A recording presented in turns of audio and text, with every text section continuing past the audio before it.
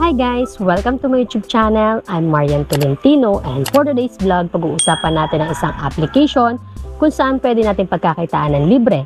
Libre lang po ito at wala kayong babayaran kundi magsasagot lang kayo ng mga survey na binibigay nila. So just keep on watching!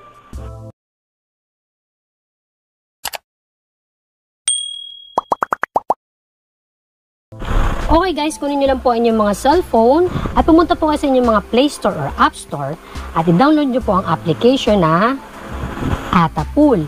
Ang Atapool is paid survey. Update muna po natin for updating po ang aking Atapool. Po, ang version po nito, ang version po ng application is 4.4.1.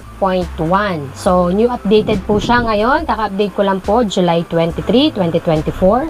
So, open na po natin yung application. This application is not sponsored. So, sinishare ko lang po. Okay. So, dito po sa unang nila, meron po tayong survey dito. Sa ngayon po, wala akong survey. So, ayan po. Wala akong survey. And then, dito po, meron ditong sa baba, may survey, wallet, invite, and my profile. Asset sa taas po, dito yung A, yan po yung kanilang message. And then yung P, yan po yung kanilang cash out. At yung amount ng ating ika-cash out mamaya. Sa baba, may makikita nyo po yung wallet. Ayan, sa wallet, may makikita kayo dito yung mga cash out. So, ang cash out nila nagbago na kasi bagong updated na siya. Marami na siyang payout method. Meron silang PayPal, Pure Gold, Lazada, SM, Robinson, Grab, and more. So, ayan po, napakadami na nilang for cash out na payment method. Mamaya magka-cash out po tayo. And then, dito po sa invite, pwede po tayo mag-invite gamit ang ating referral code at meron po tayong makukuhang 10% earnings. And then, my profile. So, dito na po tayo ngayon sa ating wallet. At magka-cash out po tayo. Titignan po natin kung makaka-cash out pa din natin yung ating payment. Okay? At dati po kasi ang ginagamit ko is PayPal. Sa PayPal pa lang po ay pwede na po tayong mag-cash out.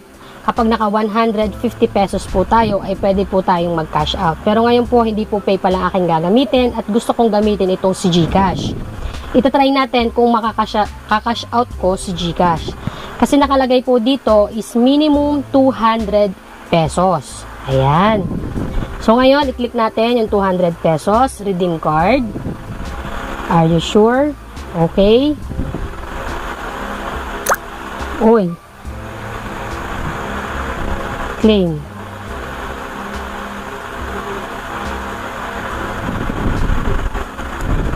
Ayan.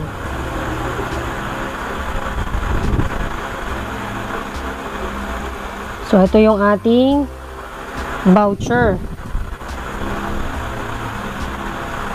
Order number. Ayan. Ito yung kakopy natin. Copy natin yung order number. And then, punta tayo sa portal. And then, nilalagay natin yung number natin dyan. Ayan.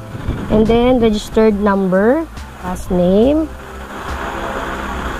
And then, email address. Yep. Much later. After 5 days, ay na-receive ko na po ang aking kinash out sa Atapool. At ito po ang aking proof of payment. Ito po. Tayo sa GCash. Ayan. Ayan po ang 200 pesos na galing sa Atapool. At dito tayo sa transaction history. Makikita nyo po dito ay na-receive ko na po siya kanina lang po, July 30. Kasi kinash out ko po siya ay July 26. 26, 27, 8, 9, 30. So, 5 days po ay na-receive ko na kagad ang aking kinash out na galing sa Atapool. So, ayan po, ang proof of payment, legit at paying pa rin po ang application. So, dito po sa ating pagka-cash out po, kung makikita niyo po itong validate, i-click niyo po yung validate na yan.